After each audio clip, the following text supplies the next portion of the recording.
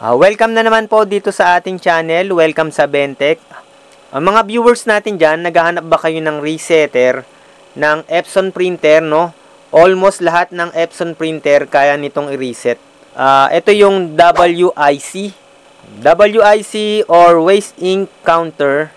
Ito yung reset utility for Epson printer. Ito yung kanilang website. Pakivisit na lang, ilalagay natin yung link dyan sa baba ng kanilang website. Then pag nasa website na kayo nila, choose nyo yung WIC. Tapos sa baba, piliin nyo yung English, no? Yung kung ano yung language na naiintindihan nyo. Then antayin nyo lang siyang ma-download. Pero dapat naka-purchase na kayo ng keys. Yung keys nito ay one-time use lang, no? Kung nahihirapan kayong humanap ng resetter, okay to kasi almost lahat ng model ay supported ng WIC. Yun nga lang, hindi siya free, no? Paid siya, no? Kailangan nyo yung bayaran, no? Kailangan nyo mag-purchase. Then, pagka na-download na, install lang yung software. Double-click lang yung software para ma-install. Then, yes. No? Yes lang. Then, pag nag-okay na, mabilis lang yan. Then, after nyan, meron na siyang mga icon sa desktop, no? Piliin nyo yung English. Then, yan. Click nyo lang yan. Tapos, enter nyo yung serial key na nabili nyo. Napakasimple lang ng software, no? Yan, piliin nyo yung printer na i-reset nyo. Sa case ko, L3110. Then, chinek ko muna yung counter. Yan. Yan, 100% na. Then, after ma-check, yan, i-close lang. Then, i-reset na. Yan. I-input lang or i-paste dyan yung keys, no? Yung serial keys na binigay sa inyo. Na pinurchase nyo, no?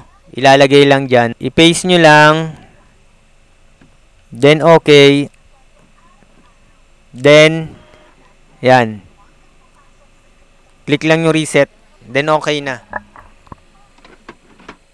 Yan. Makakapag-print na uli, no? Maganda to kasi almost lahat ng model ay supported ng WIC. So, check nyo na lang yung kanilang website, no? Nandyan naman yung mga listahan ng supported model nila. Hindi siya pwedeng gamitin uli. Pag nagamit nyo na, hindi na pwedeng gamitin yung keys na in-input ninyo. So, you have to purchase uli dun sa website. No, ang maganda lang dito, ito, supported niya yung mga lumang model, no? Tsaka yung bago, tsaka halos lahat ng model ng Epson ay supported niya. Tingnan nyo na lang yung list. Ilalagay ko dyan sa bandang dulo yung mga list ng model na kayang i-reset nitong WIC.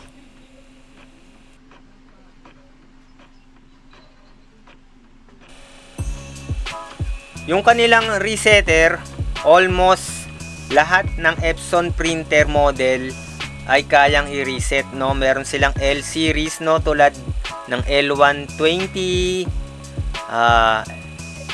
L121, kasing L120 tsaka L121, parang isa lang yan. Tapos yung mga L3210, L3150, L3151, L3152, L5290, no? Andito yung listahan, no? Hindi ko na mababasahin lahat. So meron XP series, Workforce series, Stylus Office series, Stylus Photo series, Stylus series, Artisan series, Sure Color series, PX series, PM series, K series, MEOP series, ET series, EP series, E series, M series, MEMOPs, tsaka EW series. So maraming models na supported yung Waste Ink counter, no, resetter, no. Itong waste ink counter, reset utility. Yan, maraming salamat. Hanggang sa muli. Huwag kakalimutan mag-subscribe dito sa Bentech.